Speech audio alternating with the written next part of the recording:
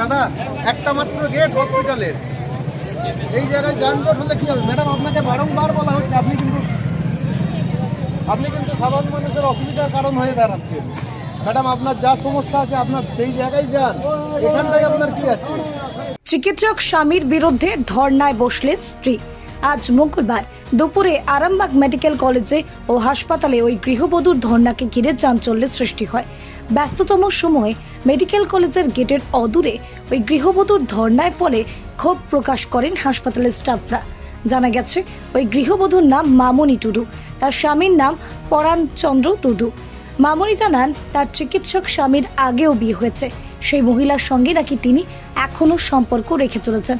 শুধু তাই নয়, তার স্বামী যে নার্সিংহোমে যান এবং চেম্বারে বসেন, সেখানে নার্স সহ অন্যান্য মহিলা স্টাফদের সঙ্গে নাকি তার স্বামীর অবৈধ সম্পর্ক রয়েছে বলে অভিযোগ করেন তিনি। যদিও বলে রাখি, এই ধরনের কোনো অভিযোগেরই সত্যতা যাচাই করেনি প্রতিবাদী আওয়াজ। মামনির অভিযোগ, তিনি তার স্বামীকে একাধিকবার বারণ করলেও তার স্বামী নাকি কর্ণপাত করেননি। এমনকি মামনিকে আত্মহত্যার প্ররোচনা দেওয়া হয়েছে বলেও অভিযোগ ওঠে। তিনি হাসপাতালের আইসিইউতে ভর্তি থাকাকালীন তার স্বামী দেখা করেননি বলেও তিনি অভিযোগ করেন। নিজের সাথে ঘটা সমস্ত ঘটনা লিখিত আকারে জানিয়ে আরামবাগ থানার দ্বারস্থ হয়েছিলেন তিনি।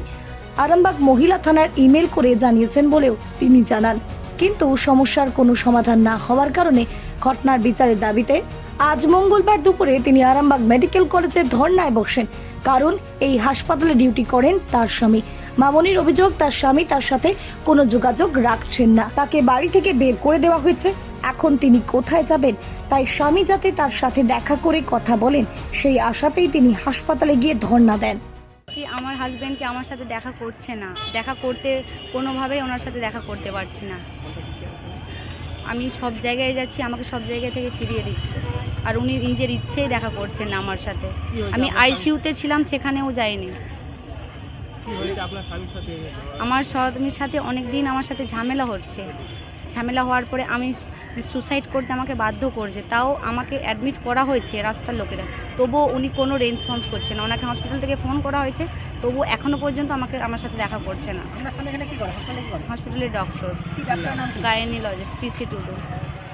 আপনার বিয়ে হয়েছিল কতদিন? বিয়ে হয়ে গেছে আমাদের, অনেক দিনে বিয়ে হয়েছে, কিন্তু এখন 6 মাস হচ্ছে আমাদের রেজিস্ট্রি হয়েছে। অনেকদিন বিয়ে হয়েছে? হ্যাঁ হচ্ছে, এই 1 মাস ধরে এরকম হচ্ছে। কারণ বলতে ওনার আগের একটা ওয়াইফ ছিল, ওনার সাথে ডিভোর্স হয়ে যায়, তারপরে মানে ওনার সাথে আবার যোগাযোগ রাখছে, আমার সাথে আবার এরকম অশান্তি করছে। আপনার ছেলে পেলে আছে? হ্যাঁ, আমার একটা ছেলে আছে। ফোন করলে কি বলে? ফোন আমার রিসিভ করছে না। আমি আইসিইউতে ছিলাম, সেখানে দেখা করতে যাইনি, আমার ফোন পুরোপুরিভাবে ব্লক করছে। আমি সবার সাথে দেখা করতে গেলাম প্রিন্সিপাল কাছে, তারাও আমার কোনো রেসপন্স দিচ্ছে না। এখন আমি কোথায় যাব? থানাতে যাচ্ছি, থানাতে ওরা কোনো রেসপন্স দিচ্ছে না। হ্যাঁ গেছিলাম, ওরা বলেছে আমরা জানাচ্ছি। এখনও পর্যন্ত আমি বললাম যেখানে আমি থাকি সেখান থেকেও আমাকে বের করে দিচ্ছে। রুম মালিক আমাদের যেটা নামে, ওনার নামে ফ্ল্যাট আছে, সেখানেও আমাকে থাকতে, তাহলে আমি কোথায় যাব? হ্যাঁ হ্যাঁ, একসাথেই থাকতাম আমাদের বিবেকানন্দ অ্যাপার্টমেন্ট। আমার হয়ে গেছে 3-4 দিনের উপরে, 5 দিন হবে। হ্যাঁ, আমি কি করব? তাছাড়া আমার উপায় নেই। উনি তো আজকে এখানে, হ্যাঁ এখানেই ডিউটি করে, তাছাড়া তো আমার উপায় নেই। আমি কোথায় যাব? হ্যাঁ, ওই যে সুসাইডের জন্য উনি জানেন আমার এত টর্চার করে যে বিষ খেয়েছি, তাও উনি আমাকে দেখেননি। রাস্তার লোকেরা আমাকে নিয়ে গেছে, থানা থেকে আমাকে নিয়ে এসেছে হসপিটালে, ওনার কোনো দায়িত্ব উনি নিয়েননি। আমার বাড়ি হচ্ছে ঝিলিমিলি, আরামগাড়া। এখানে 19 সাল থেকে আছে উনি।